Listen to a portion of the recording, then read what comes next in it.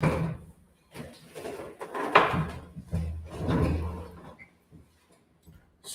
Yahweh Hashem Yahushua Barakatah for the brothers, Yahweh Shema and Athah Hashem Yahushua for the sisters. This is the Friday High Desert Scripture Breakdown class in the ISUPK, the Israelite School of Universal Practical Knowledge, under the commanding General Yahama. I'm Police Officer Shadrach, and we're going to go into the topic today. Our topic is, who were the blacks and Hispanics in the Bible? Now, most people, when they're looking at this Bible, they're thinking that they're talking about white people. All these characters were white or Middle Eastern or what is it, olive complexion. You know, olive is like a green color. I don't know any human being that's green, but yet still they believe in that's who's in this Bible. Well, we here at the Israelite School of Universal Practical Knowledge, under the command of General Yohana, we know who's in this Bible, what ethnicity is in this Bible of the people that made these stories, that were part of all of these stories in the Bible and all of these facts in the Bible. Okay, so I'm gonna start out with Deuteronomy chapter 28 and verse 15. Deuteronomy chapter 28 and verse 15. But it shall come to pass, if thou wilt not hearken unto the voice of the Lord thy God, to observe to do all his commandments and his statutes, which I command thee this day, that all these curses shall come upon thee and overtake thee. Now, first of all, who is the Lord talking to? The Lord is talking to the tribe of Israel. The Lord said, I give you statutes and commandments as it's written in the book of Deuteronomy. The book of Deuteronomy, chapter 4. Okay, so he gave us the law, statutes, and commandments. So he was specifically speaking of a certain people, Israel, right? So it says, all these curses shall come upon thee. But the Lord wants you to listen to what he says. The Lord wants you to do what he says. And when he commands you to do it, he wants you to do it. Okay? So we're going to go to 16. Cursed shall thou be in the city. This is still Deuteronomy 28:16. Cursed shall thou be in the city. Cursed shall thou be in the field. Well, blacks and Hispanics are cursed in these cities, due to the high rate of penitentiary, going to the penitentiary, how you say it, the horror of the ghettos, horror of the barrios, the horror of the reservations. The Native Indians are as well, children of Israel. So we got terrible conditions, living under terrible conditions. It's no secret. Terrible conditions in the ghettos and the barrios and in the reservation. So you cursed there. You cursed through drug addiction. You cursed through abortions, a high rate of abortions. You cursed to different things, being subject to all of the wickedness of these agencies that go against you. We're gonna go to. I'm gonna skip real quick, and I'm gonna go over to Mark 3 and verse 27. As we're cursing these areas, we're gonna go to the book of Mark 3 and verse 27. Okay. So it says here, no man can enter into a strong man's house. You can't get into no strong man's house. He's a strong man. You ain't getting in there. Okay. And spoil his goods, except that he will first bind the strong man, and he will spoil his house. Well, that being said, you have to bind the strong man. The strong man has the family. He lives in the ghetto. He's got a family. He's not doing as good as he should be doing, but when his wife goes out to try to get food and some type of social service help at the local DPSS, or Department of Social Services, they tell her that they won't give her no food stamps and money and health care for these kids unless she's single and she has to kick that man out of the house.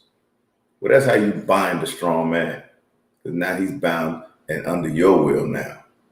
And then she is able to feed those kids. Well, that happened in the welfare system, 50s, 60s, 70s, 1950s, 1960s, 1970s. They had a famous movie called Claudine. Look it up, with James Earl Jones and Diane Carroll. And it had the story portraying what happened in the social system with a Black family. And of course, it happened with the Hispanic families too. They were there right next to us. And so what happened in the movie was that this social worker would come over and periodically do a check. The man wanted to date Diane Carroll. So when he goes to date her and everything, she gave him a few things. He gave her a few things, of course. He's going to give her some type of gifts or money as well. Social worker, I guess, either caught wind of it or, well, I don't know if she caught wind of it at that time. But when she would come over to the house, the kids they had a routine in Diane Carroll's house. Her and the kids would put away all the stuff of value, turn things over, make it look like they don't have anything, because she knew that the social worker was coming. So when the social worker came, they didn't have nothing. See, and then she started asking. She did catch wind, because she asked Diane Carroll, "He took you on a date? He took you on a date?" She was like, "Yeah." He said, "Did he spend any money on you? Did he do this?" She trying to pry into if this man gave her money or not. And she was like, "When you go on dates, do your friends or other people ask you how much money he spent on you, on your date spent on you?" Because it just didn't make no sense. But see, James Earl Jones got fed up with all of that, and in a minute, and he was about to really leave her because of that, because they were all in their pockets. Because we live in this draconian society, they want to suck the life blood out of you, all your money. Give it up. We need this. There's a fee here, fee there, clause there, service agreement there, tax, taxes being raised, all of that. So we're cursed in the city because of these things. We're cursed in these barrios, Black people, Black Hispanics are cursed behind that. The Lord cursed us because we didn't listen to the law, statutes, and commandments. Okay? Now that's who was in this Bible. You have to bind the strong man. And then he will spoil his house. This is Mark 3:27. It says, he will first, I'm going to take it from the top. No man can enter into a strong man's house and spoil his goods, except he first bind the strong man, and then he will spoil his house. See, then he can get in your house and spoil your house and take what he wants, rob you blind. You know what I'm saying?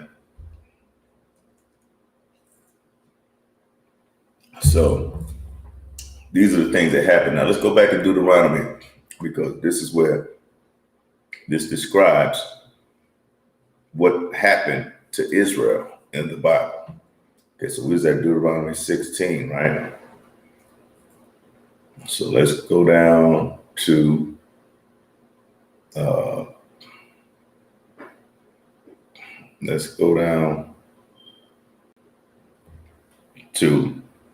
so I will go down to verse 30. Thou shalt betroth a wife, and another man shall lie with her. But when did that happen to Blacks? Well, on the plantation. The slave masters a lot of times raped our women just because he wanted to. You have her as your wife, but you won't enjoy her. They had a movie out like that where the slave master did. He said, "You come with me." And she didn't want to go. He said, "You come with me." She didn't want to go. And he finally took her, but the man rose up and he shot him. He just shot him dead, straight like that. A lot of that went on too. Okay. And thou shalt, I'm at Deuteronomy 28:30, thou shalt betroth a wife, and another man shall lie with her. Thou shalt build a house, and thou shalt dwell, and thou shalt not dwell therein. You just help them build the houses for the slave master, just like you help build the pyramids for the pharaohs. You know, our people and the children of Israel help build the treasure houses for the pharaoh too. Thou shalt not dwell therein. Thou shalt plant a vineyard, and thou shalt not gather the grapes thereof. Where you had the sharecroppers. And the sharecroppers made these agreements that if they farm this land, they'll get, you know, half the profit or a certain percentage of the harvest, and then eventually that land will become theirs. That's what they were promised by the landowners and the slave masters or whatever. But they never got that land. The sharecroppers never got that land. They never did it. Okay. And I've said it before, that movie called Men of Honor, with the famous diver, Charles Bashir, is the first master diver. His father was a sharecropper. And he's the one who said that he'll never own this land, no matter how hard he worked. He'll never own it. So this is another example of what happened to blacks in the Bible and Hispanics. Okay. Let's go down to 32. Thy sons and thy daughters shall be given unto another people, and thine eyes shall look and fail with longing for them all the day long, and there shall be no might in thy hand. Your sons and daughters are going to be given to another people. What happened to what type of people, group of people that happened to? The so-called Negro during the slave trade. They put us on auction blocks, and they separated the sons from the parents. They separated the kids, the children from the mothers. They separated the man from his wife, and our families just went every which way in all these different plantations with all these different slave masters to their houses. Okay, well, you know, of course they had slave quarters. There where the slaves slept in there. They didn't sleep in the big house, of course. But the point is that they were separated, that we were separated. Your sons and daughters will be given to another people. Okay, well, let's go out further. Because this kind of supplements what I just read. You go down to verse 41 in Deuteronomy Chapter 28 and verse 41. It says, thou shalt beget sons and daughters, but thou shalt not enjoy them, for they shall go into captivity. See, they'll go into captivity, which is slavery. Okay. Now let's go to verse 50. Let me see. Verse 48. Verse 48. Therefore shalt thou serve thine enemies. You're serving your enemies. These weren't our friends. They were our enemies. Slave master wasn't our friend. They were our enemies. Esau has always been our enemy. You know, Esau is our oppressor. And today he oppresses us in this country. Keeps us in these ghettos, keeps us at these low-paying jobs, keeps drugs in our community, keeps us going to the penitentiary, keeps us just going through this after this after this after this, and horror and dismay and depression and you know, hopelessness. Okay. Therefore shalt thou serve thine enemies, which the Lord shall send against thee, in hunger and in thirst and in nakedness and in want of all things. And thou shalt, and he, you know,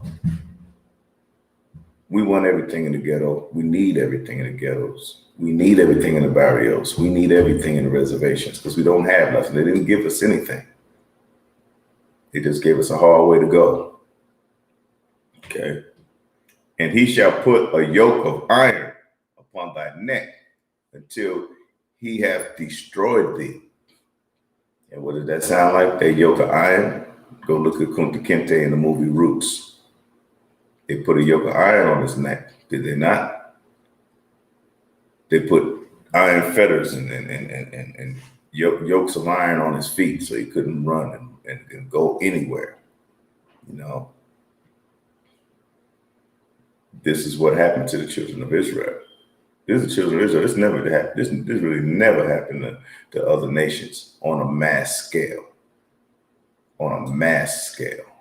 I mean, a big scale, huge, tremendous bunch of people just put in chains and taken to another country where they serve their enemies. Okay.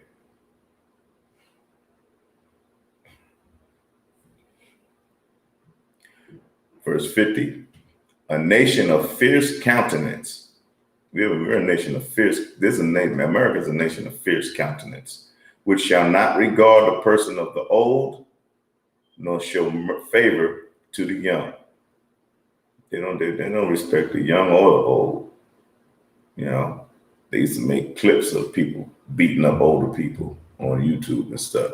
Kids doing that, you know, and even the systems don't. They don't give you that. They don't give you that respect because you're older. They pulling out our sisters, the grandmothers and stuff. 70, 60, 70 years old, 70 years old, really 70, I think she was.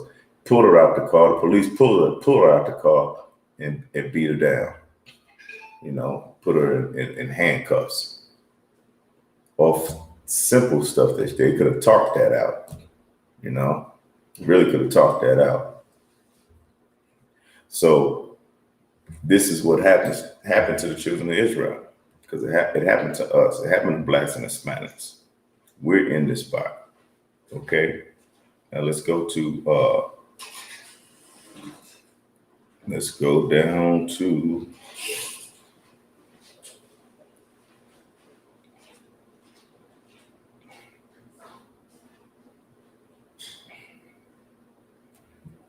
verse let's go all the way down to verse 68. This is Deuteronomy chapter 28, verse 68. And the Lord shall bring thee, he's talking about Israelites, into Egypt again.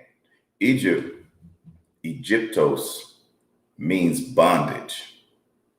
See, the real name for that country is Mizraim, not Egypt. Mizraim is the real name of that mass land in northern Africa. Okay. But Egypt means bondage. Okay. Again, with ships. So you're going into bondage again. So that means you was in bondage before, but you're going to go again. First place you was in bondage, if you're an Israelite, is in Egypt or Mitzrayim, like I said earlier.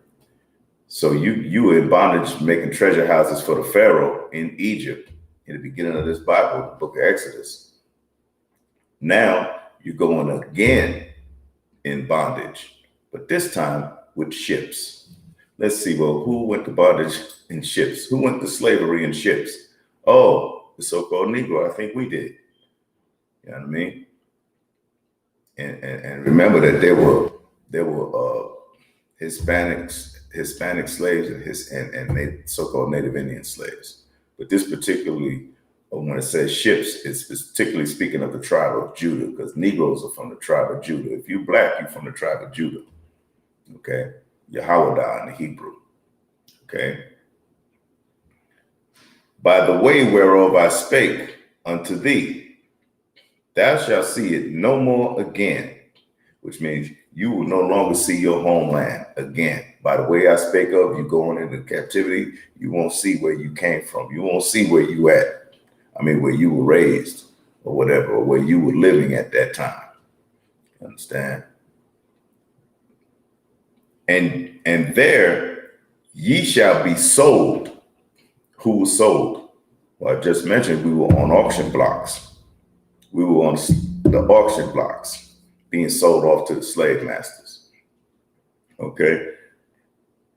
unto your enemies, our oppressor, for bondmen and bondwomen. Slaves were male and female, of course. Bondman and bondwomen. And no man shall buy you. See? So this is what actually happened in the Bible to our people. Because this book is about the Israelites. The Bible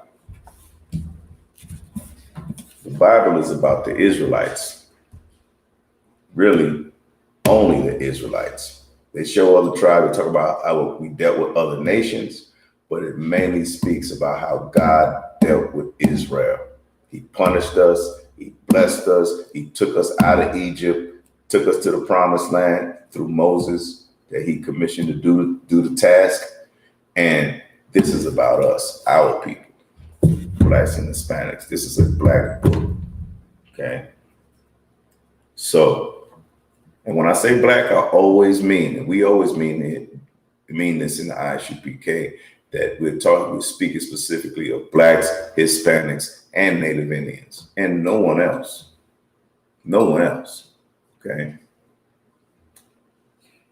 Now, we're going to go to the book of Baruch in the Apocrypha. We're going to go to the book of Baruch, Baruch chapter 2 and verse 30. Baruch chapter 2 and verse 30. You know, a lot of people hear different things, different customs and everything like that, and they're just false. They're false. It does describe this book, the book of Deuteronomy 28. That chapter doesn't describe any other nation.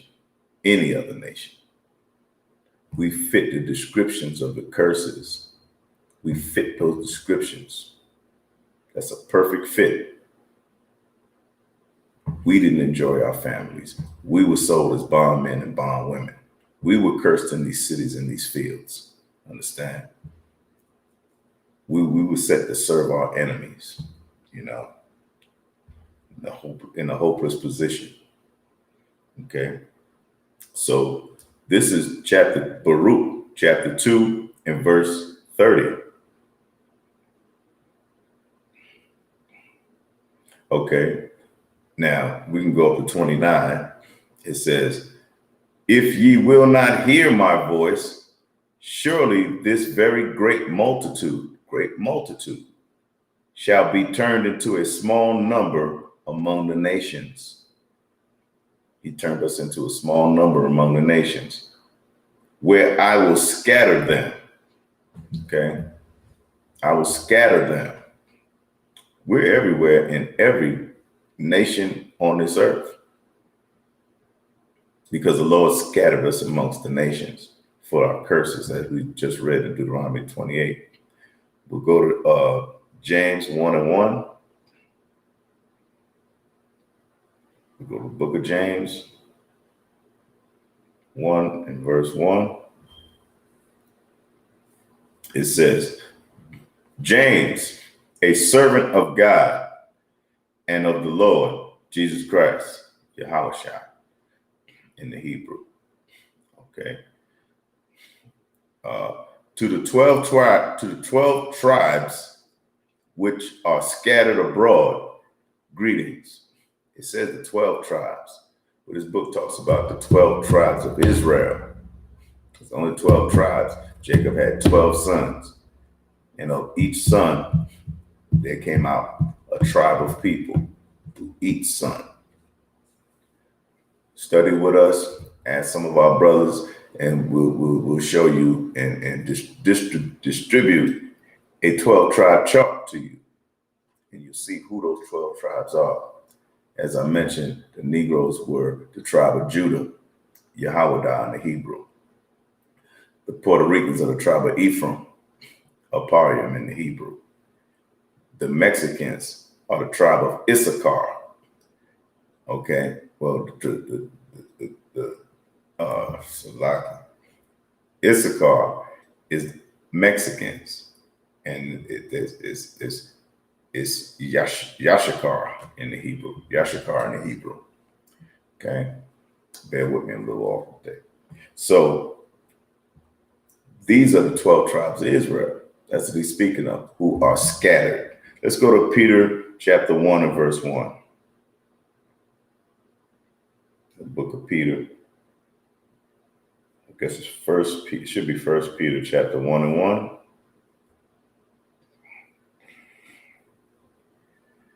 Peter, an apostle of Christ, to the strangers scattered throughout Pontus, Galatia, Cappadocia, Asia, Bithynia. Scattered. Once again, we're scattered. Okay? So the Lord scattered us through our disobedience of not wanting to keep the law, statutes, and commandments. And still to this day, Blacks and Hispanics is gearing up for Haloween. Wow. Sinful as hell. You understand? That's not God's holy days. That's not keeping Passover. That's not keeping the Day of Atonement. That's not keeping the Feast of Tabernacles. That's not keeping the Sabbath. You're worshiping something that's keeping you and making you go further and further from the Most High God. And it's making him angrier and angrier with you. Blacks and Hispanics, they can't wait till Thanksgiving come up. They're gonna have a big old turkey in there and all that. That's not the Lord's command. That's not the Lord's commandments. He didn't command you to keep that holiday. That's not a holy day. We keep holy days here in the Israelite School of Universal Practical Knowledge because we know we were supposed to. We see where our ancestors went wrong. And we correct that by keeping God's laws because we fear the Lord. That's why. You understand? So this is what happened. So let's go back to Baruch, the book of Baruch, back in the Apocrypha. Where we at? Baruch 2 and verse, I guess I'm going to start again at 29.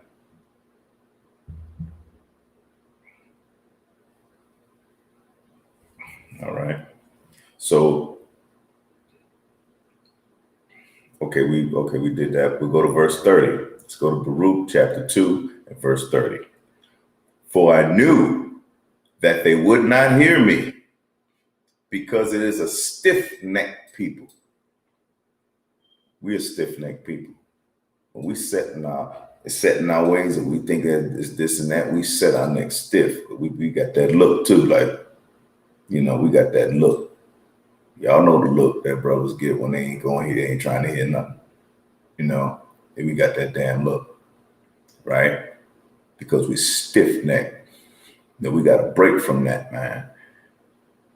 Because it is a stiff-necked people, but in the land of their captivities, America, they shall remember themselves. ISUPK, Israelite School of Universal Practical Knowledge, coming out of 1 West, Harlem, New York, 125th Street, under the commanding General Yohana, remembered themselves. We remembered that we're Israelites. You understand? We were taught that we were Israelites by the Commander General Yohana, and we created this great school that we have here. Understand that we're in almost every state in America. We have a school there with men devoted, officers, captains, generals, devoted, to this word, to the word of God, devoted to first and foremost bring these scriptures out and bring this up, the customs and cultures that we had back to our people, because they stripped all that from us when we came over here in this land called America. You understand? We shall remember ourselves in the land of our captivities. Yes, we will. Understand? So that means that if you're Black, Hispanic, and Native Indian, you're supposed to be in this school. And you're supposed to be keeping God's commandments. You understand? And you're supposed to be teaching other brothers and sisters to do so. Okay? So That's 30. It says, it's 31. And shall know that I am the Lord their God, for I will give them a heart and ears to hear. See, a heart is your mind, not your heart beating. He already gave you that. He's going to give you a mind to remember these laws, statutes, and commandments, and to be obedient unto him and him only. And he's going to give you ears to hear so that you can learn. You can learn this Bible from the men above you, which I mean the priests above you. Because here we have, in the school, Israelite School of Universal Practical Knowledge, we have rank and order. I'm a police officer 1000. So we have rank and orders here. We have troopers, captains, and generals. Okay? Just as they had in the Bible. Because we follow everything from the Bible. Because it's very necessary to get out of this captivity. Because the first thing you need to get out of this, get out of this captivity is have a heart to be out of America. Not physically. The heart is the mind.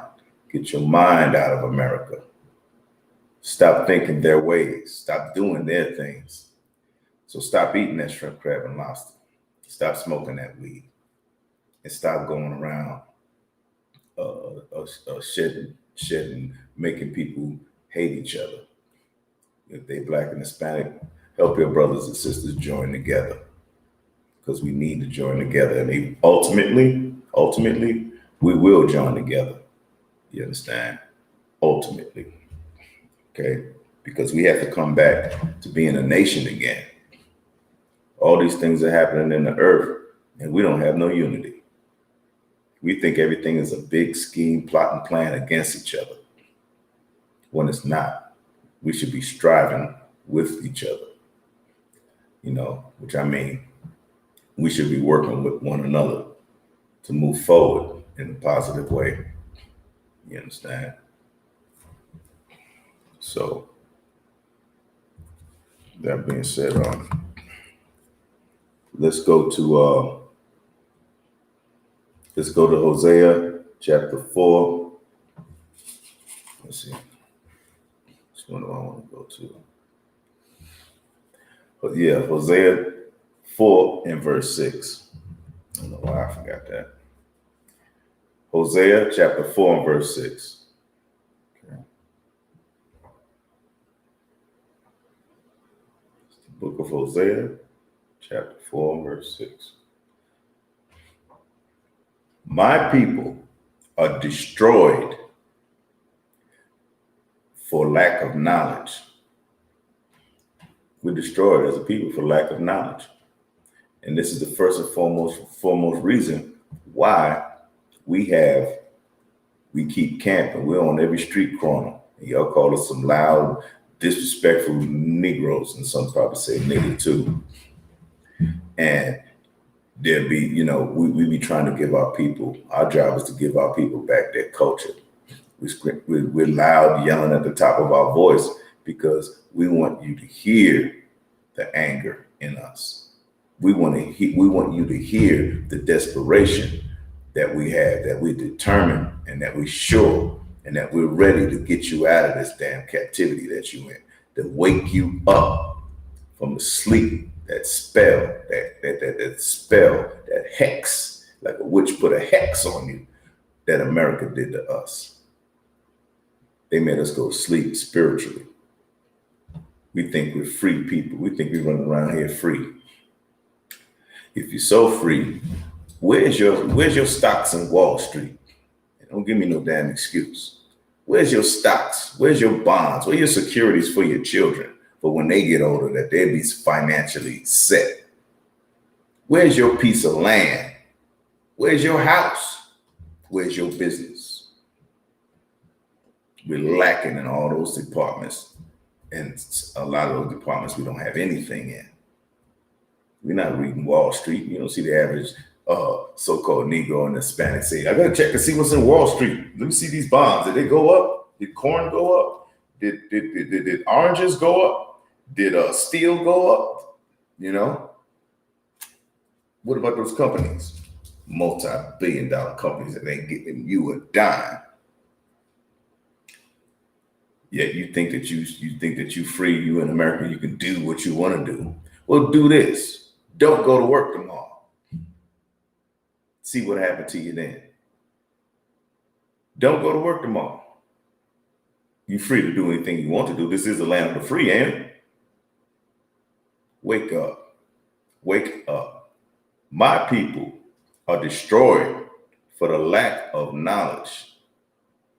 Because thou hast rejected knowledge, because a lot of us just refuse to pick up a book, refuse to do any research, and a lot of them come before the camps, and we can tell, come arguing with us, because that's what they usually do when we're in camp, when we're on these street corners, and we speaking that about our people and telling them that they are the people in this Bible and that they should come back to the Lord.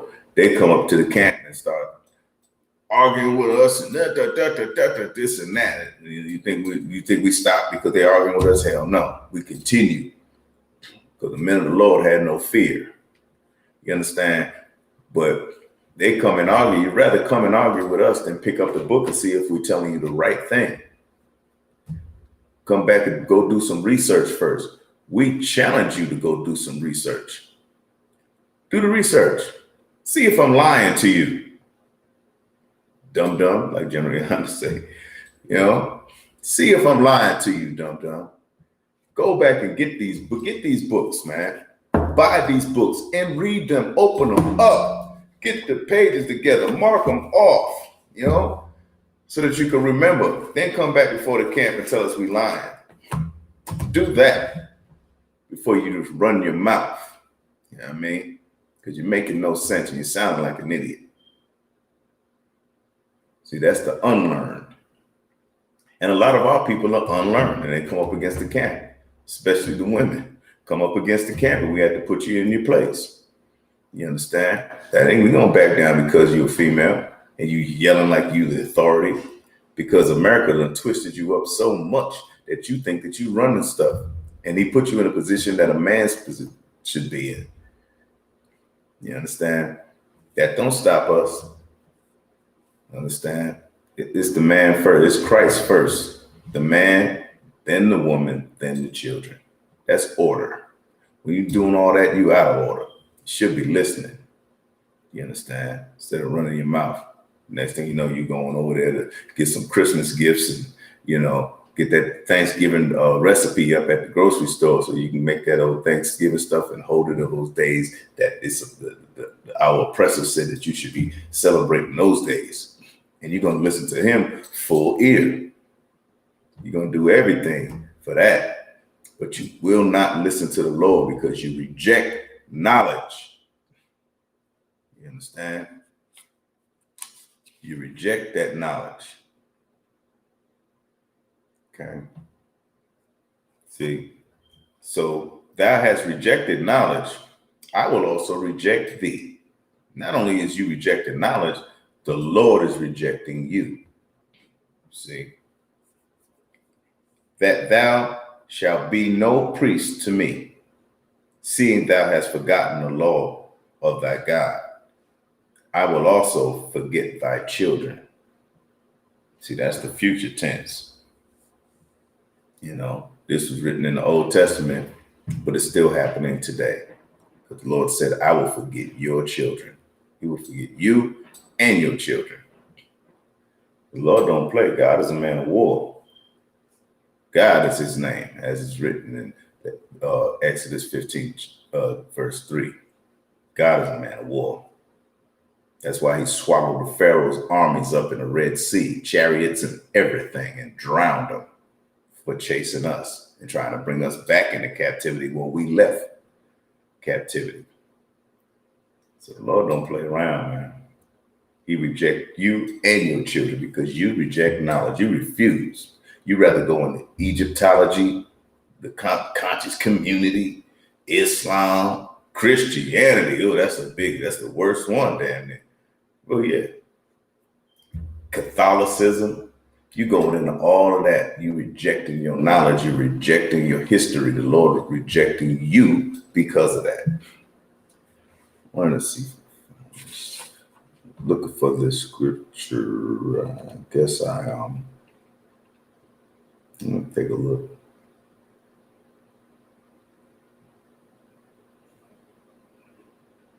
I know I had it in here. Bear with me for a minute. Right? Bear with me for 1 minute.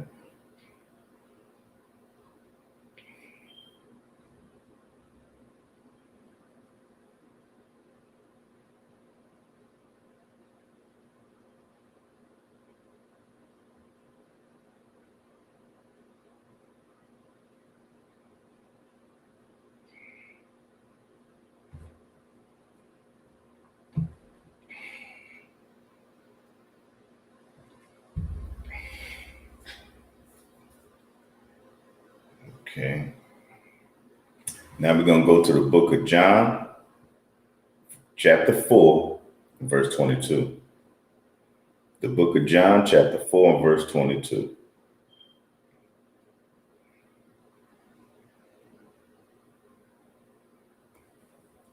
See, you running around thinking that you know something, running up in that Christian church with that pork-eating pastor, child molesting pastor. Okay, here it is right here. John chapter 4 and verse 22. Ye worship, ye know not what. In other words, you don't know what you worshiping. You off in Easter somewhere, thinking rabbits lay eggs, telling your kids that, lying through your teeth, telling your kids that. Get the bunny rabbit eggs. You know, all the time you celebrating an ancient European pagan holiday. That's what you're doing when you're worshiping all these different holidays and stuff. Okay. Ye worship, ye know not what. We know what we worship. For salvation is of the Jews. Understand that. Salvation is for Blacks, Hispanics, and Native Indians. Because once we come back to this Bible and we keep the law, statutes, and commandments, salvation is ours. You worship, you know not what. You don't know what you're worshiping out there. You know? Yeah, you were born an Israelite, and some of y'all may know that you're an Israelite and thinking you're gonna get salvation. Sometimes that kill me. Sometimes I'll be like, yeah, he know he's Israelite, and now he thinking that he's something. He thinking God love him. He walks away like that with that convinced face or whatever. And I'll be like, the other part, the bigger part, the main part is that you're supposed to be keeping his law, statutes, and commandments. And give a damn just because you know, because you Black and you Hispanic and Native Indian, that you're gonna get somewhere with that. That's just knowing your genealogy. That's just knowing your culture. I mean, that's not even really knowing your culture. That's just knowing that you are of a nation of people, but you're not doing no research, as you said before in the book of Hosea 4 and 6. So you worship, you know not what. I guarantee you're gonna probably go put a blunt in your mouth. And then you're going to think that's what gives you all the wisdom, the THC concentration affecting your brain. Nah, nigga, you a dope fiend. Then you come back and try to say some real eloquent words of wisdom. You know, Egypt was the center of civilization and the blah this and the the Metuneta, you know, the Book of the Dead. Is this and that and this. We can't look at the man. You're not African. You are not African. You're Hebrew Israelite. And you worship, you know not what. Lost. Still sleep. A lot of people run around talking about, I'm woke. You ain't woke. You ain't woke. You gotta wake all the way up. It doesn't benefit you if you half asleep. What does that benefit you? You still got your foot one foot in the bed and 1 foot out the bed. You halfway sleep. You still sleep. Really just put it this way, you sleep. Okay? You are asleep. You worship, you know not what. We know what we worship. For salvation is of the Jews. Okay? Salvation is of the Jews, man. Understand that. For the 12 tribes of Israel, written in this book, the ancient blacks, Hispanics, and Native Indians, and their seed, which means their children. Okay? Salvation is for us if we want it. This ain't no Christian spiel. Salvation is for you if you come into the ISUBK and you start really getting some knowledge. You continue to come to these classes and continue to learn.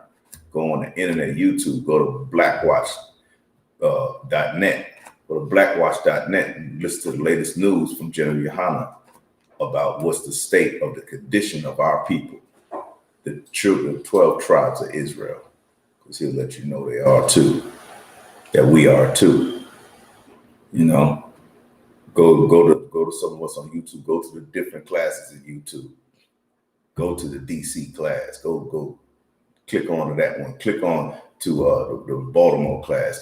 Click on to the Boston class. You know, to Delaware classes. The scripture breakdown is there. Learn. The fear of the Lord is the beginning of knowledge. Understand, fear the Lord, that he will do something to you.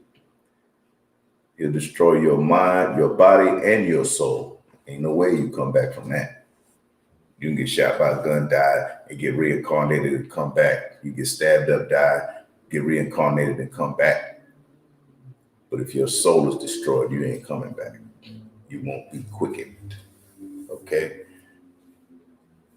So this is one of the main reasons, the beginning of the main reasons why our people are so destroyed, confused, sleep, and all of that. This is Christianity. I'm gonna read this. This came out the book called "The Lies My Teacher Told Me." Lies My Teacher Told Me by James Lowen. Lies My Teacher Told Me by James Lowen. Okay.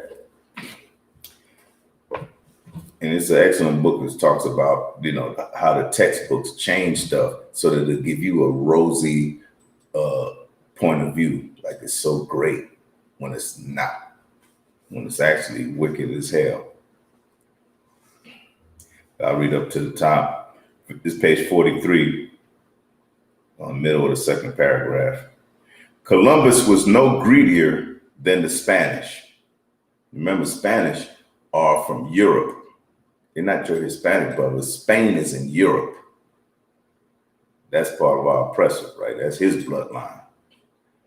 Or later, the English and French. But textbooks downplay the pursuit of wealth as a motive for coming to America.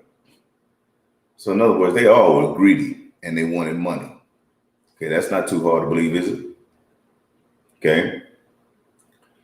For coming to America, when they described Columbus and later explorers and colonists, even the pilgrims left Europe partly to make money, probably all the way to make money. But you would never know it from our textbooks. You never know it. The textbooks they give you in high school and in college, rosy scenario. And that's another thing. When I took in college, when I took economics, they have it, it's called rosy scenario. It's the term in economics when you take in macroeconomics, because it's two kinds, macro and micro. Macro is the world on a large scale, world economy. Micro is what, you know, in your country and in your place where you live, how you deal with economics. So they call it the rosy scenario because even though our stock market, they do this here in America, that term came from American people. They make it look like the Dow Jones Industrial, this rose this like that, and this happened over here, the NASDAQ, all of that. And the economists say this, and the economists say that, thus giving you a rosy scenario. And that's how my teacher explained it. He said, but actually, it's worse than what they said. It's worse. It's not better. But you was given a rosy scenario. In other words, you was given an okadoke. Understand? You were given an okadoke. You don't even know it. They pull wool over your eyes. Okay. They sold you the Brooklyn Bridge for $2. All right. So that's that rosy scenario. The textbooks downplay the pursuit of wealth. See, even the Pilgrims left Europe partly to make money, but you would never know it from our textbooks. Their authors apparently believed to have America explored and colonized for economic gain is somehow undignified. See, they believed it to be undignified, that these greedy bastards were just greedy, and that's how they gained it. Just like they say, America is a superpower because of their knowledge. No. America is a superpower because of this, in the form of these, or in the form of bullets and rifles, missiles, cannons, pom-pom guns, if you remember that from World War II. Okay? All of that, that's how America got through bloodshed. That's why we're a superpower. Bloodshed and deceit. Just lies, like these textbooks. Lies. Okay? This is the second chapter, second paragraph. A force factor affecting Europe's readiness to embrace a new continent was the nature of European Christianity. There it is. That was the other factor. Christianity, European Christianity, not Israelites.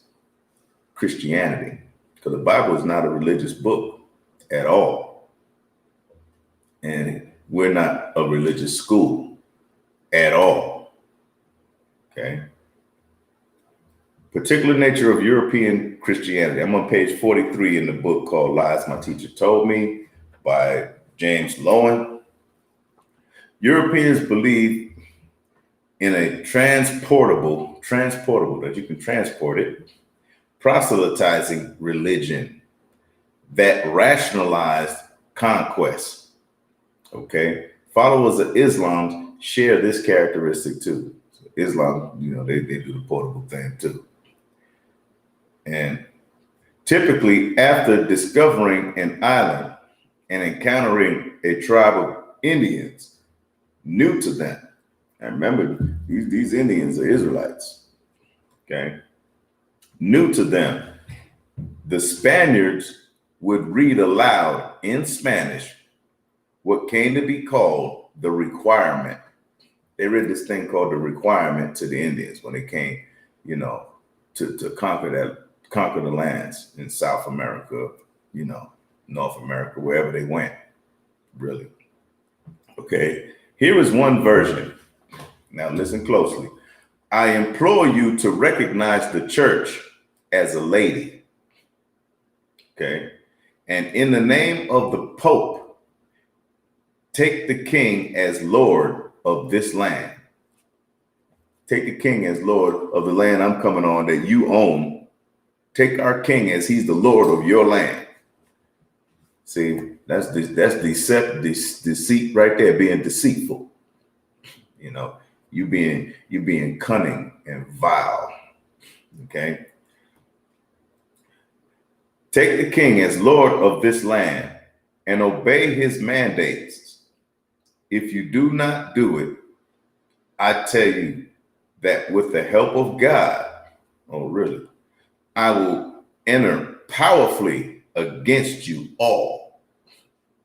So if you don't take this requirement what I'm breaking down to you, I'm gonna come in your land powerfully against you.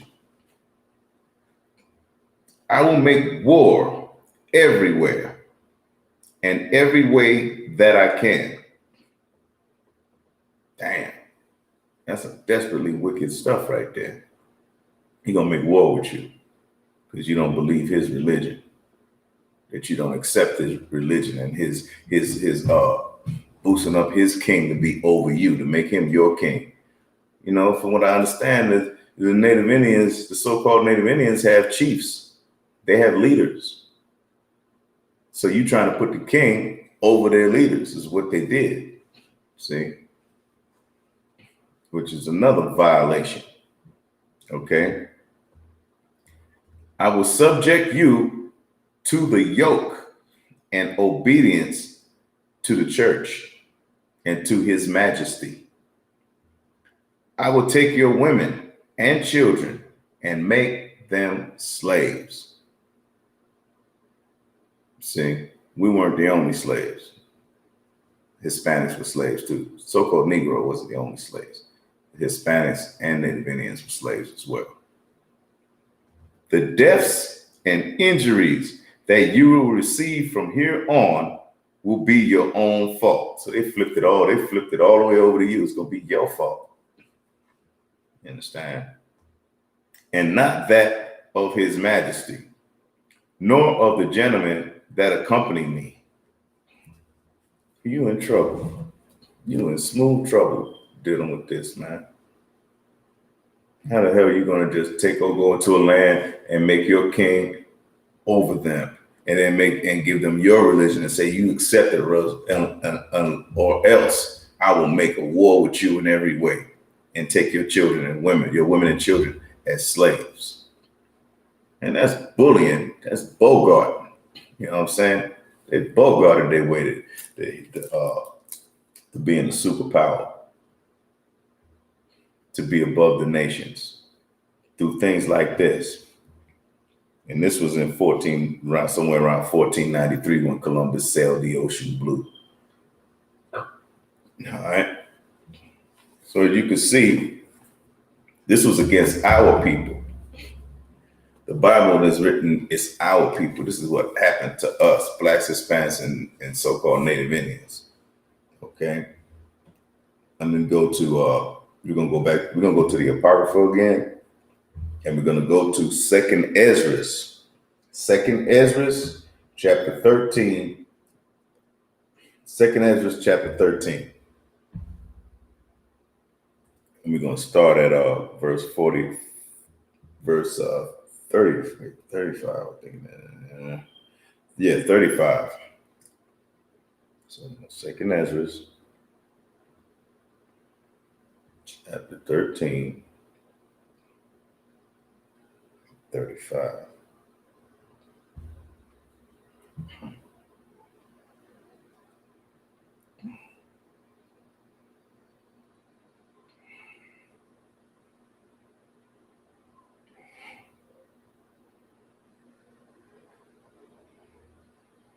Okay, we're gonna drop down from 35.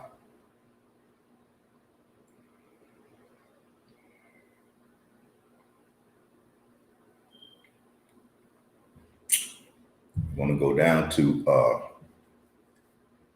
40. This is 2nd Ezra, chapter 13 and verse 40.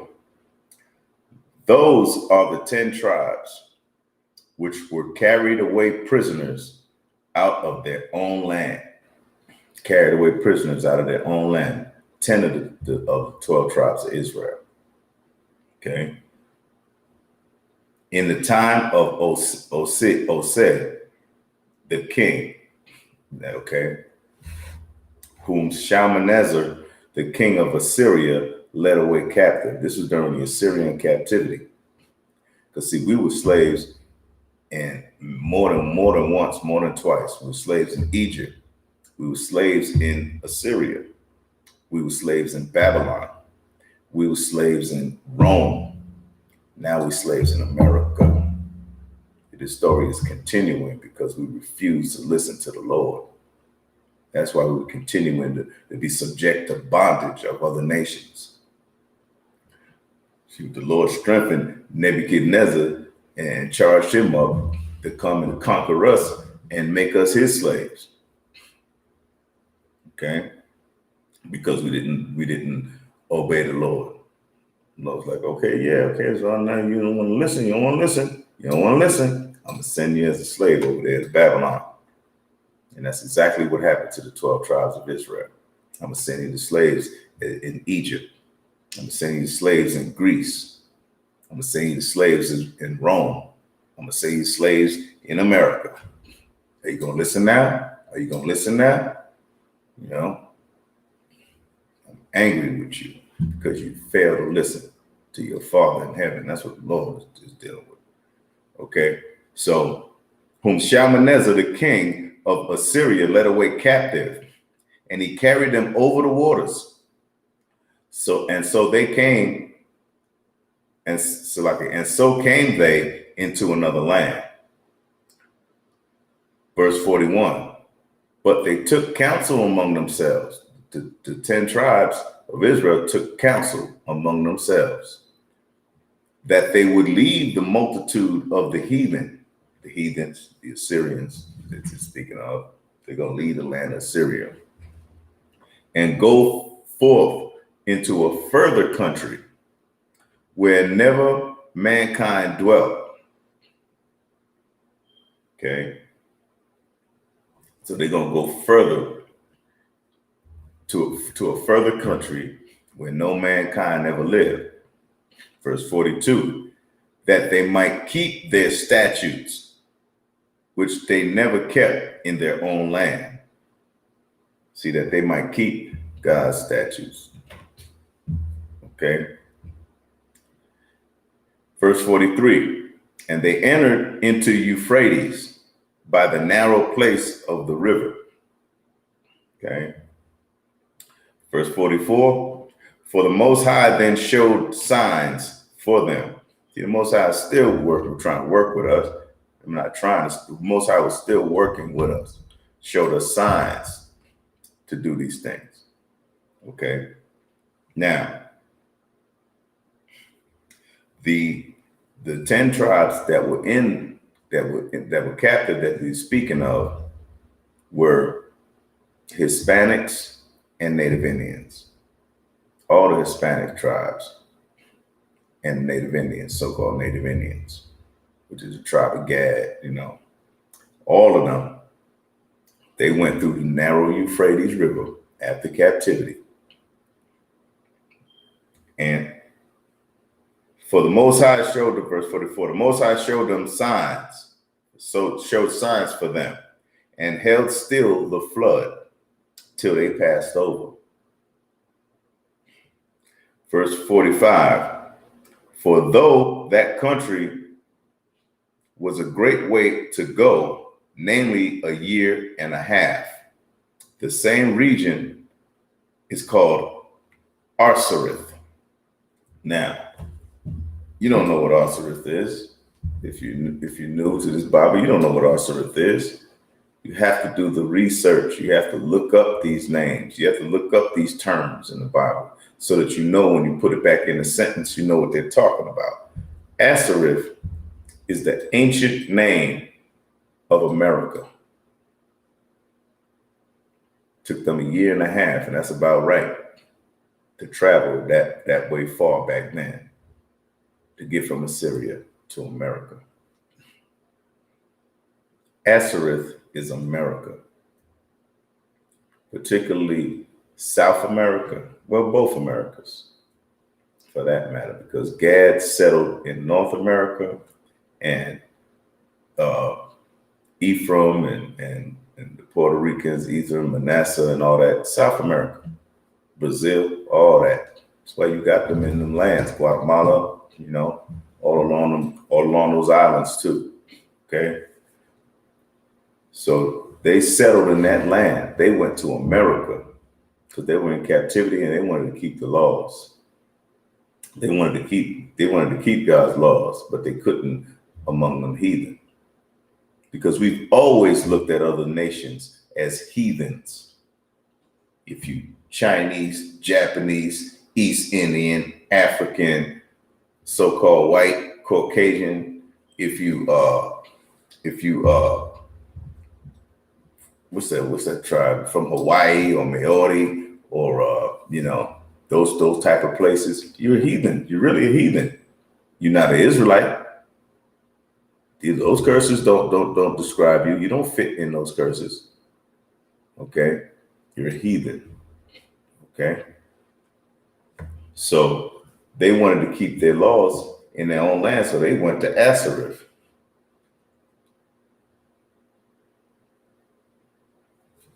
Okay, so, and the reason I say the 10 tribes, what I mean by that is that's the northern tribes of Israel, because Israel at one time was broken into two kingdoms. You had the northern kingdom and you had the southern kingdom.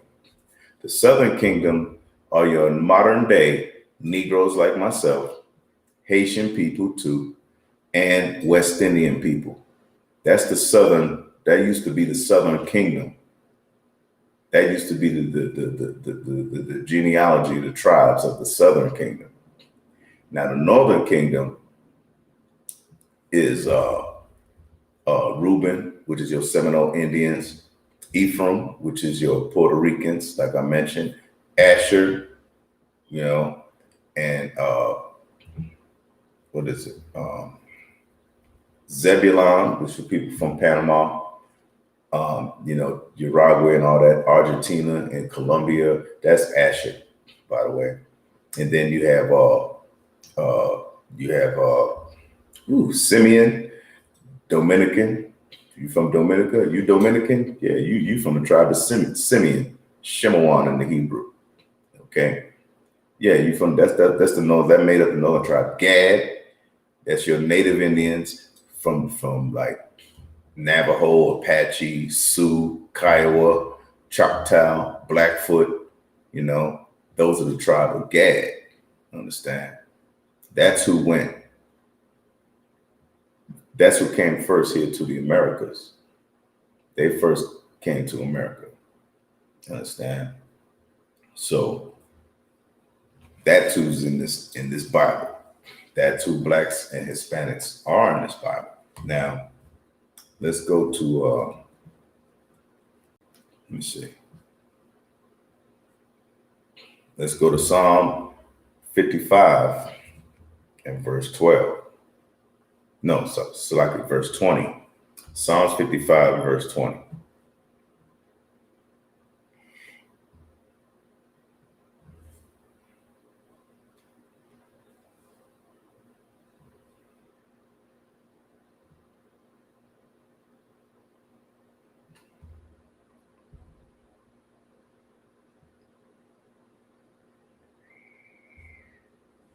Okay, and it reads,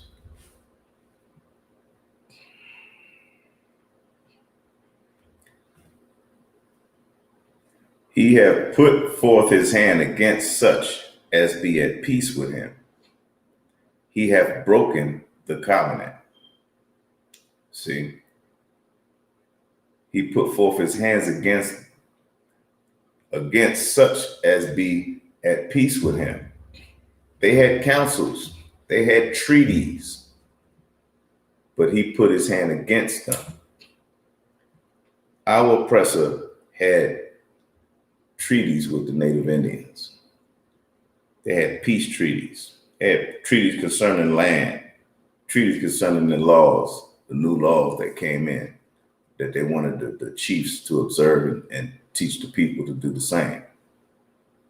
All those treaties, I don't know if our forefathers were satisfied, the native Indians were satisfied with that, with the treaties, but it was a treaty, it was an agreement, a covenant that should be upheld. A covenant is an agreement that you should uphold. You agree to do it.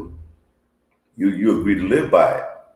You stand by it. You firm with that. You stand firm with that because you have an agreement, a covenant. Okay. But as it says here, he put forth his hands against such as be at peace with him. Okay. He hath broken his covenant. Verse 21. The words of his mouth was smoother than butter. Our press is smooth butter, the words he got. Okay. But war was in his heart. War was in his heart. You talk to me real smooth, but he's sharper than his blade. War is in his mind. I'm gonna kill these Native Indians. I'm gonna kill these Indians or whatever they call them, red men and all that stuff. I'm gonna kill them, but I'm gonna speak real smooth with them so that they don't know. Deceitful, like our oppressor is that wicked bastard. Deceitful, always been, always will be. But war was in his heart. Okay.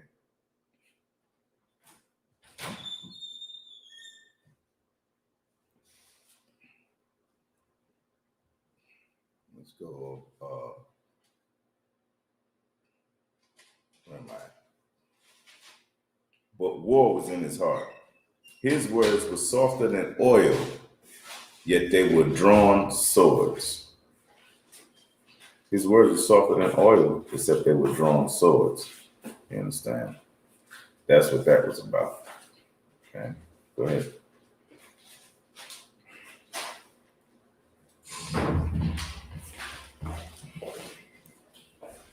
Okay, so that's what was in his heart. War was in his heart. He was ready to take us out. So he did that through the trail of tears. He did that to our Gadite brothers, because they're from the tribe of Gad. We call them Gadites, because ites means sons of Gad, Native Indians. All those treaties that he kept, he broke them. He was smooth as butter, but war was in his heart. There were many wars that came down after, before, during, and after those treaties that the so-called white man made with the Native Indians. You understand? He was bent on doing that, bent on making sure that there'd be a war so that he could take over all the land that they had acquired. That was their land. They had acquired that land, but they got that land stripped from them. Understand? Same way the Mexicans got California stripped from them.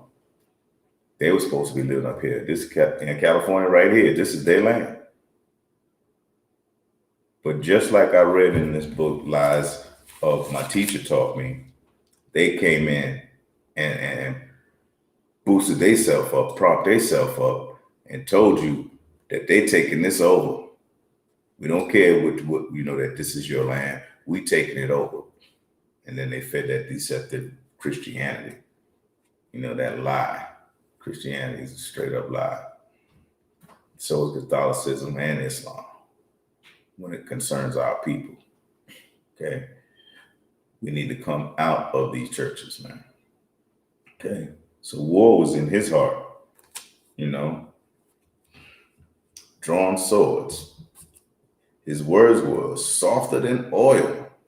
Ooh, smooth, like lard. Yet were they drawn swords.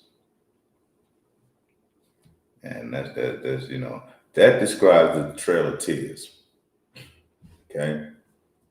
Because that's during the trail of tears, as you know, the way it goes, that they took the children that were screaming, the ones that screamed the loudest, that wicked bastard on the $20 bill named Thomas Jefferson. He would take the kid, the little babies, crying because they were crying the loudest. He would take them by the feet and swing their whole body and smash their head up against the tree to break their skull. And he would do that often. You understand? I was thinking about something else here. Bear with me, because see, that's what he did.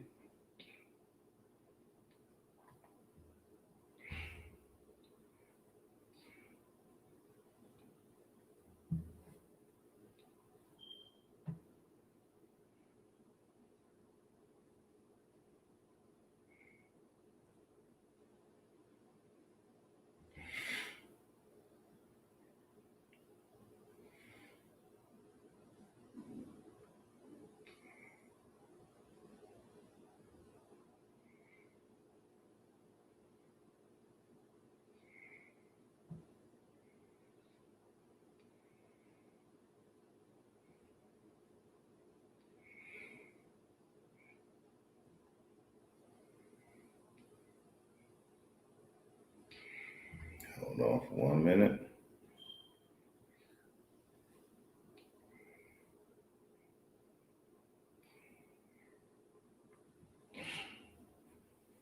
Okay.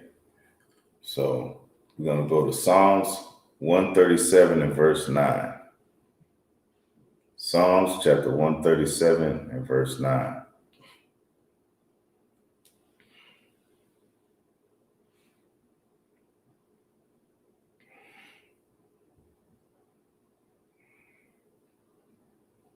We're going to start at verse 8. O daughter of Babylon, who art to be destroyed. Daughter of Babylon. The daughter of Babylon. The daughter of Babylon is America. America is modern day Babylon. Modern day confusion. Babylon, that means you just mumbling. You're confused. Okay. Confusion. Okay. Because the Lord separated those languages back when they were building the Tower of Babylon anyway. The Tower of Babel. Okay. Old Babylon, who art to be destroyed. So America is going to be destroyed. Okay. It's going to burn in 1,000 degrees Fahrenheit from thermonuclear destruction. Okay. Happy shall he be that rewardeth thee as thou hast served us. So in the Bible, when you do something to somebody, you're going to get that same meter measure. Whatever you did against them, or maybe even for them, you're going to get the same thing. So in this case, what you did against our people in the Trail of Tears is going to be this. Verse 9. Happy shall he be that taketh and dasheth thy little ones against the stones. That takes your little ones and slams them up against them stones so that their head can bust open, that their cranium gets cracked, that their skull is broken. The little ones, just like that Jefferson, who claimed to be the best Indian fighter. Same thing that he did when he smashed our Native Indian brothers, our so-called Native Indian brothers' children, and broke their skulls up against them trees. That's a vicious act right there. But that's coming. Bible says you're going to get it. We're going to be happy when we dash your kids up against them stones. It's right there in Psalms 137, verse 9. All right. And start at verse 8 so you know what it is. So now the class know exactly what it is. Okay. So it's important we pay attention to that. Okay.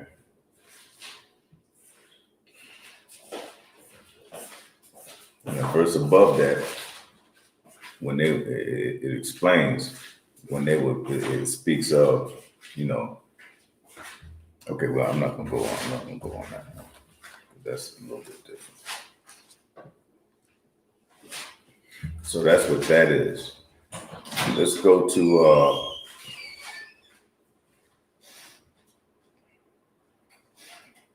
we're gonna go to Isaiah 45 and 17. Isaiah 45 and 17. So you can see where Blacks and Hispanics have their lives, their former lives, and their similarities in this Bible, their experiences and conditions under their oppressors, under slavery. Okay, under these different nations that the Lord took against us. See, so here's a light at the end of the tunnel. But Israel, Yashra'Allah in the Hebrew, Israel, Yashra'Allah, shall be saved in the Lord with an everlasting salvation. Okay. Ye shall not be ashamed nor confounded, world without end. It's the kingdom of God. See? That's the kingdom. That's your reward if you serving the Most High God. You keeping his laws, statutes, and commandments until he sends his son, Christ, Yahushua in the Hebrew. When he sends Yahushua back here to destroy this place, you'll be saved. You understand? And then when that's all over, you'll be ruling this world along with Christ. You understand? Under Christ, because Christ is our king. Yahushua is our king. He's going to be ruling it, but he's going to let you rule. He's going to give you parts and portions of this earth to rule. And our oppressor will never, ever, ever, ever come back and rule anything. He will not rule anything because he is not fit. It's a beast. It's actually an animal, right? Him and his kind. Okay. So Egypt will be saved. Israel will have an everlasting salvation. All right. Blacks, Hispanics, and Native Indians, be happy you're an Israelite. Be grateful that you're an Israelite. But be ready to come into this truth and keep these laws, statutes, and commandments, or else all is gone. The deal will be off. You know. Let's look at the wisdom of Solomon in the Apocrypha.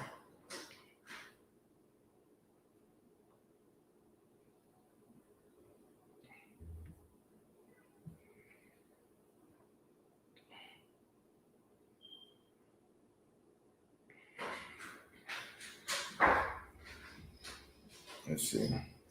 I really want to get this one.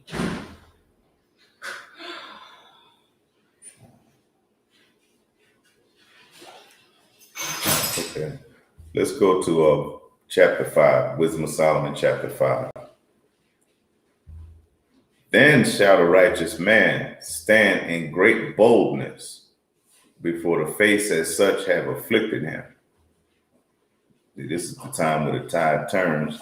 This is where, we're going to be placed in that position of power. This is where we're going to be coming into this salvation that they talk about. It's written.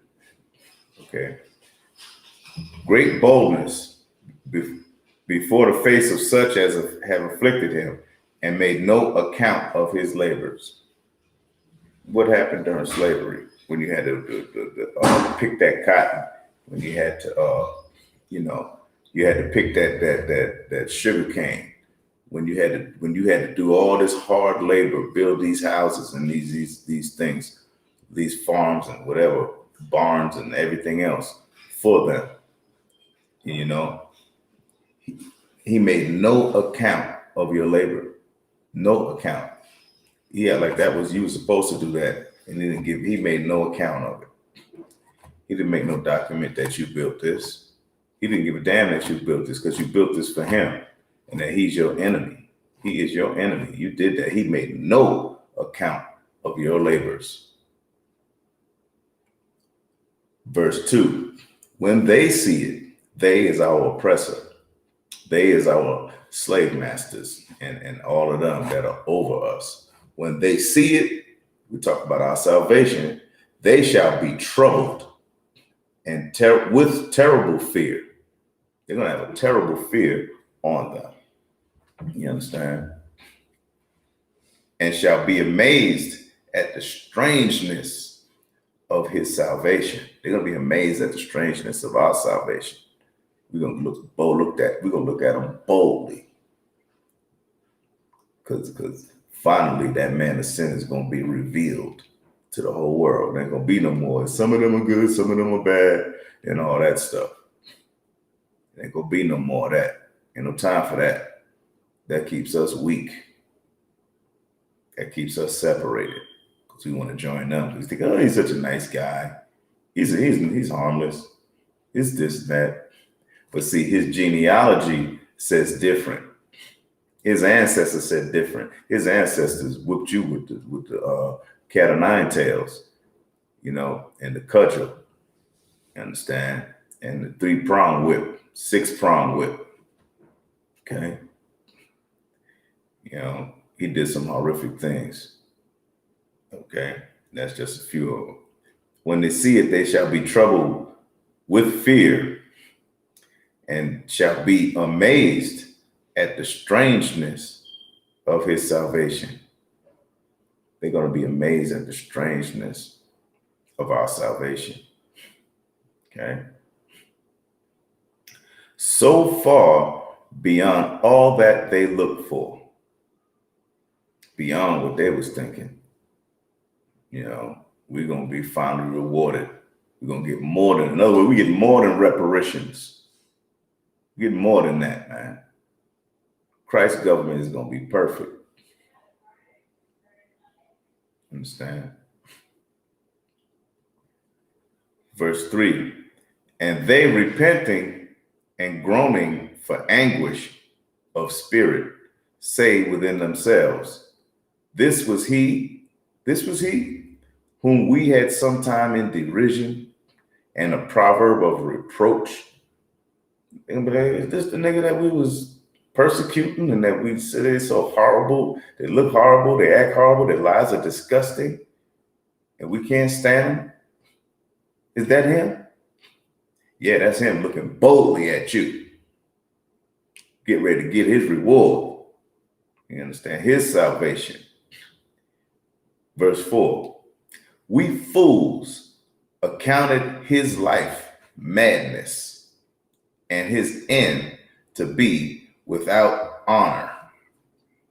He accounted his life as madness, man. You know how it be every time they look at us and making jokes. Look at the nigga over there. Look at what he's going through. Then they get our girls to turn on us and stuff. I got all this. I got my father has a yacht, a boat, and every land and everything. And he lives in this great neighborhood over here. And he talking to you because you in the 7-Eleven with your girl or with a girl that you don't know. And he's boosting himself in front of you, making sure she hear it. And that you feel less than. See, that's how he do it. That's how your oppressor does it. It's another thing he does, to belittling you, disrespecting you, boosting himself up because he's a proud bastard. A proud bastard. Understand? They had a thing on, they had like this thing on the news the other day I was watching. They were saying how these people were trying to bring all the races into a dialogue for the blacks and whites to have a dialogue. So it was all whites in there. And they were talking about, I have white pride. White pride. And they used that word pride. Prideful bastards. Ain't no way they can get out of there. Okay? They can't get out of there. Okay. We're going to go on. I'm going to prove it after this. I'm going to finish reading it. I'm going to bring you to another scripture. Okay. So that pride stayed with them. Okay. And a reproach. I'm at Wisdom of Solomon 5 and verse 4. Wisdom of Solomon chapter 5 and verse 4. We fools accounted his life to be madness and his end to be without honor. See? All niggas are is gangsters and drug dealers. They lie all the time. They'll stab you in the back quick. They'll rob you. They'll do this and that and this, that, everything. Okay, we can't trust them. They're going to have to, it's a terrible life they living, They're going to say, we fools accounted his life as madness. Understand? Verse 5, how is he numbered among the children of God and his lot among the saints? Verse 6, therefore we have erred, which means we made a mistake. We have erred from the way of truth, and the light of righteousness have not shined unto us, and the sun of righteousness rose not upon us. 7. We wearied ourselves in the way of wickedness and destruction. Yea, we have gone through deserts where there lay no way, where there lay no way. But as for the way of the Lord, we have not known it. They're going to finally, that proud bastard is finally going to admit that he don't know the way of the Lord. After all, he's not God's chosen. He's Esau. He sold his birthright for a bowl of red pottage, who his brother Jacob traded for his birthright. Thus, he despised his birthright. He hated the Lord. He hated the Lord. You understand? But as the way of the Lord, we have not known it. He's always acting like he knows something. He's always acting like he's more righteous than everyone. He's always acting like he's a better citizen, a better person than anyone. He always acts like he's done so great things for the Negroes and Hispanics and for the poor and this and that. Never knew the Lord. Never knew the Lord. Verse 8. What hath pride, there's that word again, what hath pride profited us? So where did your pride get you? That's what they're saying. Where did our pride get us? Or what good hath riches without vaunting brought us? No, when you vaunting your riches, you're doing like what the guy was saying in the 7-Eleven as an example. Like I told you, that happens to a lot. Happened to me before. Okay, but you bragging about all your riches, and then you vaunting your riches. You showing everybody what you got, and this, that, and the other. Knowing good and well, he can't afford it. He won't be able to buy it. He wants it, but he can't have it, and probably never will in his lifetime. But you got it, and you vaunting it. Okay. Let me make sure that that's a word. I know it's a word. I know it is flaunting because I looked it up before. But I'll give you the definition. See, I looked it up before. You got to do your research. As I explained earlier, you have to do your research so you know what you're talking about. Because if you don't know what you're talking about, man, why come up and argue with somebody who does? There it is, vaunting. Let's see what the Merriam-Webster Dictionary says vaunting is. To make vain display of one's own worth of attainments. You're making a vain display of the things that you own, your attainments, what you attain. That means what you got, right? To call attention to pridefully, there's that word again, pridefully and often boastfully, boasting like that devil did, and that those devils continue to do. People who vaunt their ingenuity. A vainglory display of what one is or has, bragging, assertive statements, making assertive statements. So that's what that means. And that's what that means according to this scripture. Vaunting our riches. You bragging. You bragging over what you got. You know? That makes them feel, because see, our oppressor always has to feel that he's superior over us. He always has to do that. You understand? He'll come into the middle of the conversation between me and my brother and put his 2 cents in like he really knows what he's talking about, and we don't know what we're talking about. We're the ones going through it. How you know what we're really speaking about, or how we really feel? That's why they got the conspiracy theory. Critical race theory. The book Critical Race Theory, the teaching, the curriculum that they try to kick out. Critical race theory. Let the person, the victim, tell their story, and let that story be validated. Because after all, that victim went through it. You did it, but that victim went through it. So you ain't going to be no authority on that the story of slavery or discrimination and segregation and all that, Jim Crows and all that, you ain't gonna be the authority over that story because that happened to us. Let us teach that. You sit down and shut up. You know what I mean?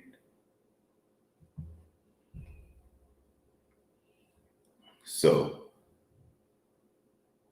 where was I at here? With the Wisdom of Solomon. I was at verse 17. Wisdom of Solomon, chapter 5, verse verse 8. Wisdom of Solomon, chapter 5, verse 8. What hath pride profited us? Or what good have riches without vaunting brought us? Verse 9.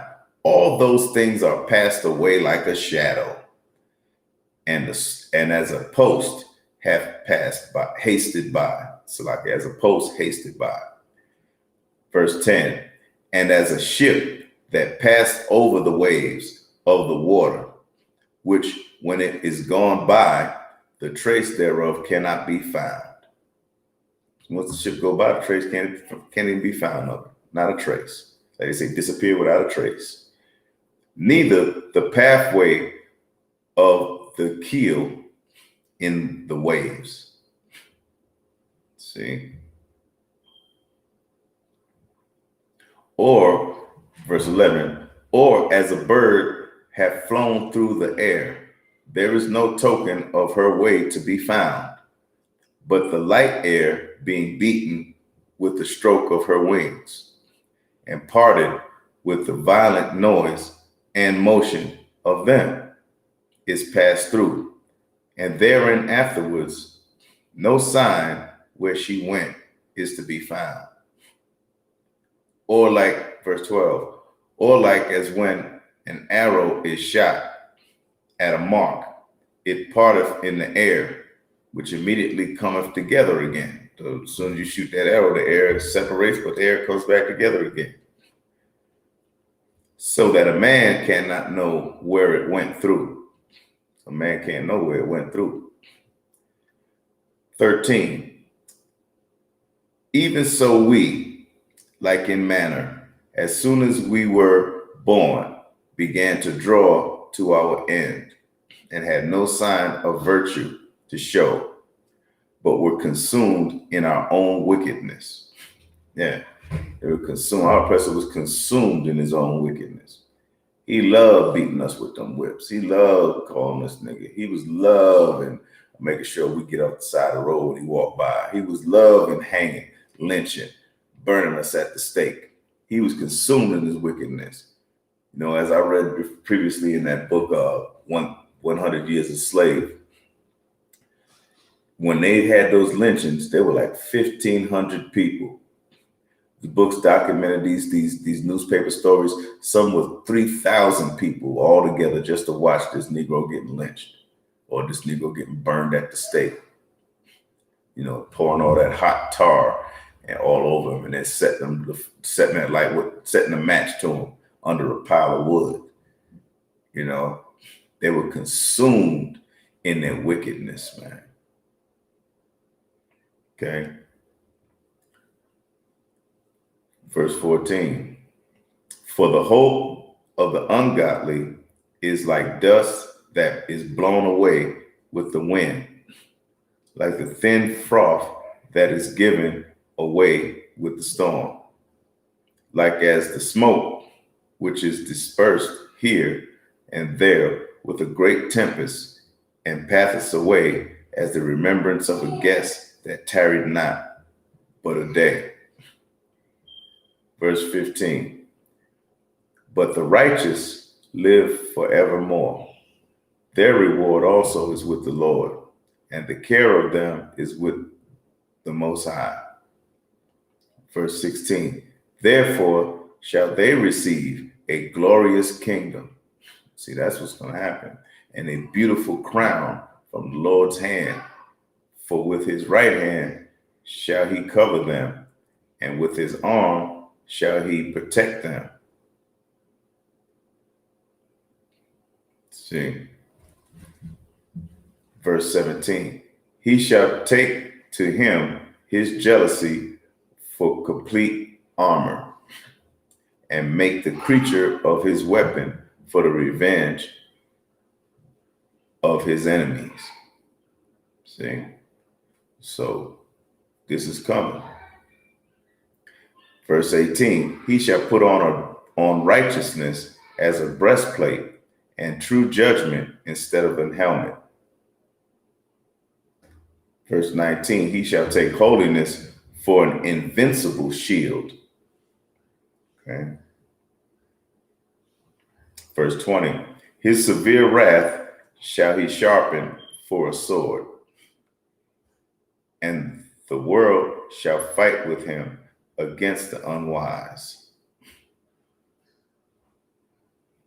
Verse 21, then shall the right aiming thunderbolts go abroad, and from the clouds, as from the well-drawn bow, shall they fly to the mark.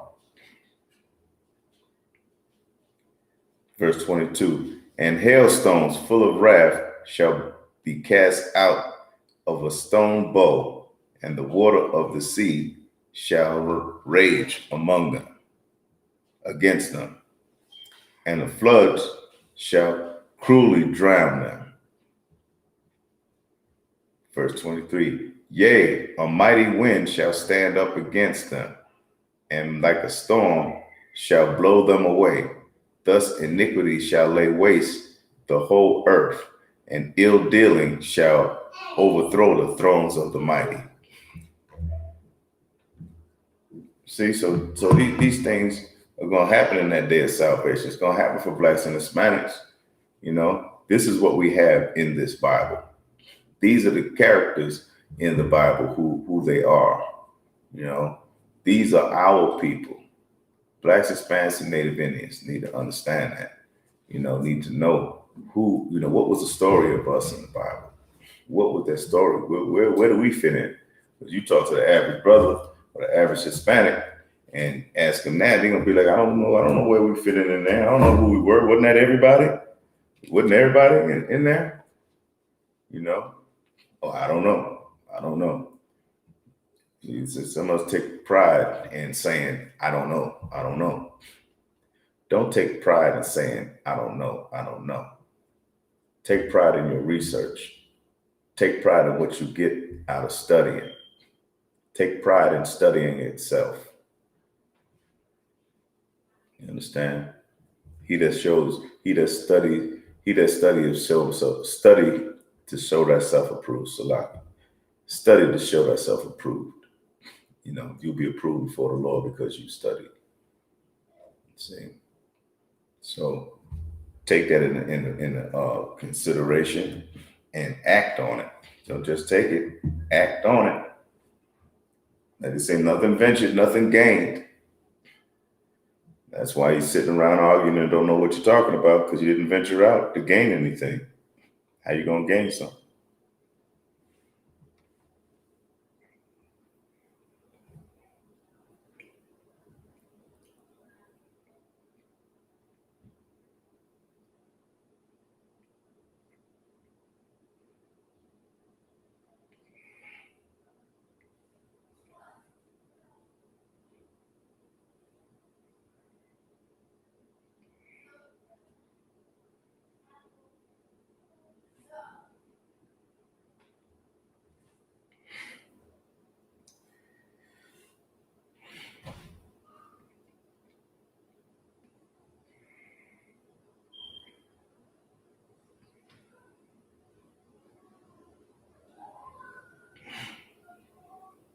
See, so the fate of our oppressor is Book of Isaiah 14:21. Another fate for him. Prepare slaughter for his children, for the iniquity of their fathers. Okay, prepare slaughter for his children. Prepare slaughter for your oppressor's children. This is the command here in the book of Isaiah. For his children. Because they always run, our oppressor runs around and say he never had slaves. They run around saying they never had slaves. They give you that smile like they're such a good person. But that spirit is still in that body. The lust of your father thou shalt do. See? Prepare slaughter for the iniquity of their fathers, that they do not rise, nor possess the land, nor fill the face of the world with cities. See, that slaughter's coming to them, coming for them.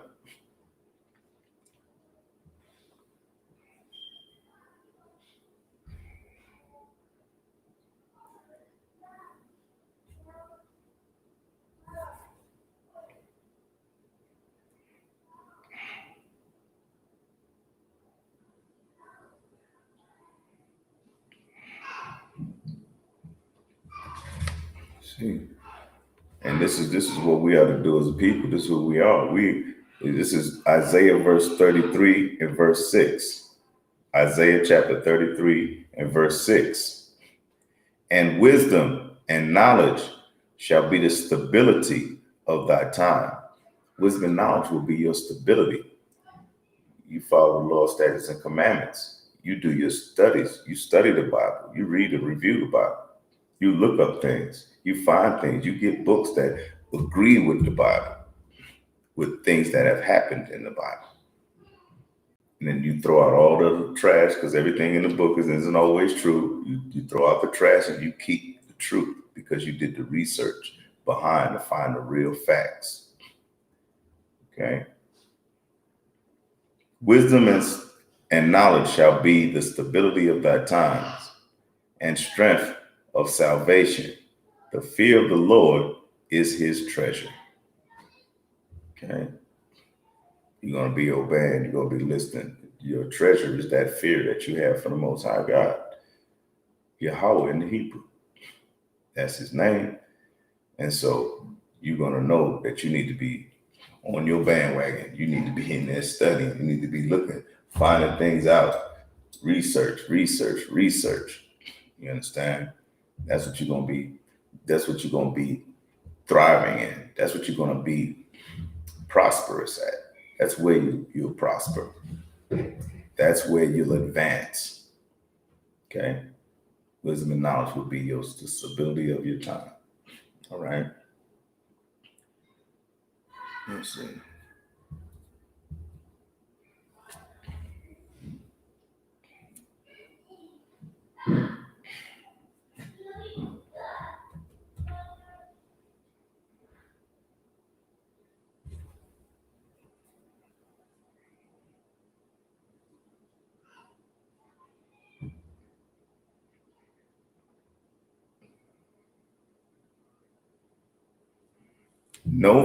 This is the book of Joshua, chapter 23 and verse 13. The book of Joshua, chapter 23 and verse 13. Know for a certainty that the Lord your God, it will no more drive out any of the nations from before you, but they shall be snares and traps unto you. These nations have been snares and traps unto us since the beginning of time. Go down to the 7-Eleven. You're going to get disrespected by the East Indian. Go to the Chinese spot. You're going to get the Chinese chicken joint. You're going to get disrespected, or you're going to get treated badly. You know, they're going to have their hand out for your money, though, every time, too. They're going to make sure they get the money, and that's what they're concentrating on, not you. Okay? Go to the nail shops. You sisters go to the nail shops. And if you don't like the way they did your nails, they're going to beat you with brooms and call the police and say that you did it. All right? Go to the swap meet, where they used to have swap meets. They're selling you the stuff that the things that you should be knowing about. They know more about Black culture, what's cool and the latest. And they got it to sell you, and you don't even know. You see it, oh, cool. Oh, okay, I'll get this. They know more about you than you do. They trap you and to keep it into getting your money, and they keep your money and send it to their families and send it back to their country. Snares and traps are the nations before us, the heathens. But they shall be snares and traps unto you, and scourges in your side, and thorns in your eyes, until you perish from off this good land which the Lord your God hath given you. See? It's like snares and traps.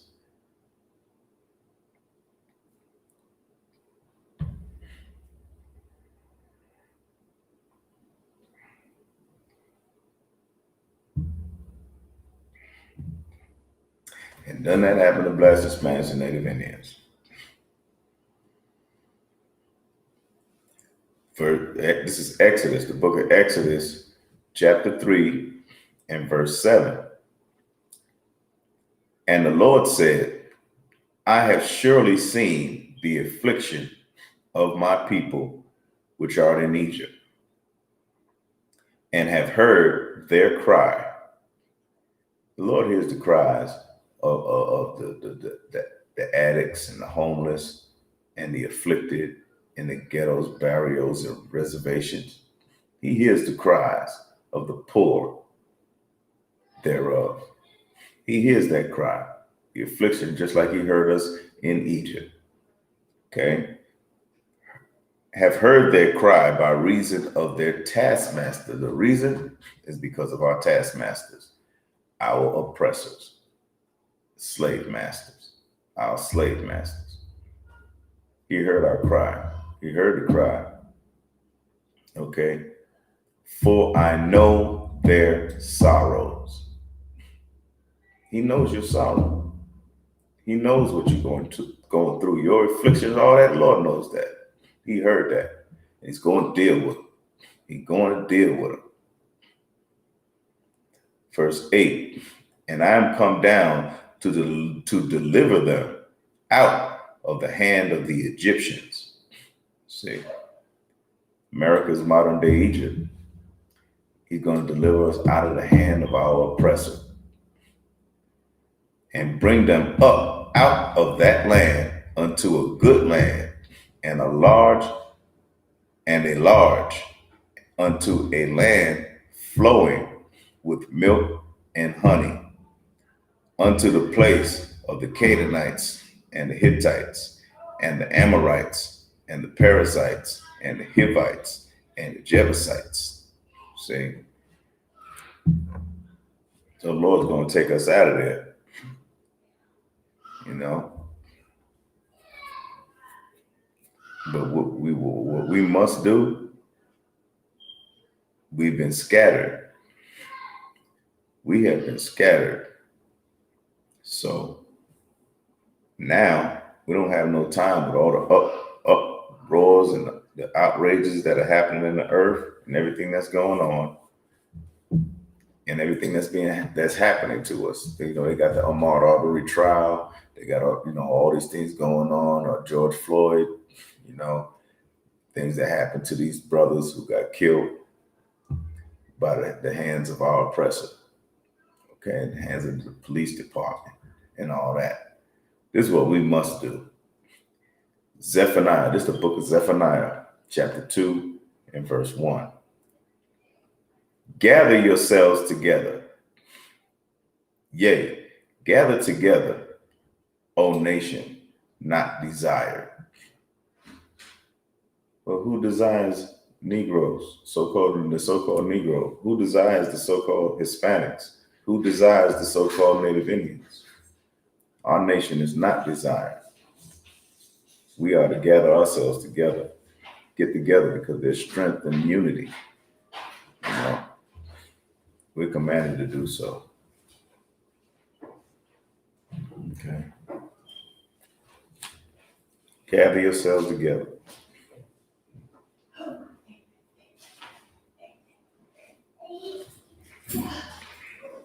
We're going to go in the apartment for one more time. Look in here. Let's see.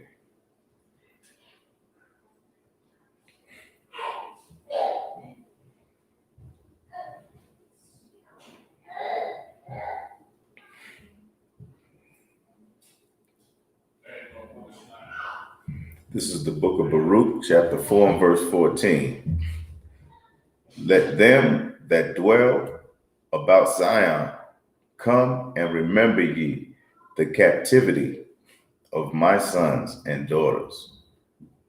That's the slavery. Remember the slavery of my sons and daughters, which the everlasting hath brought upon them. See, he brought that captivity upon us. We weren't meant to be slaves. Israel was meant to be kings and priests. That's what Israel was meant. We're meant to be a nation of kings and priests. Shalom, shalom. That's what we're meant to be.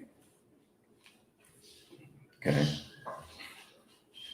So these things we must look at. All right. Now let's go to Revelation 13 and verse 9. Revelation chapter 13 and verse 9. If any man have an ear, let him hear. All right. Let's go to verse 10. He that leadeth in the captivity. If you lead somebody into captivity, you lead them into slavery. You put them in chains, you lead them into captivity. He's serving you, you lead them into captivity. Okay?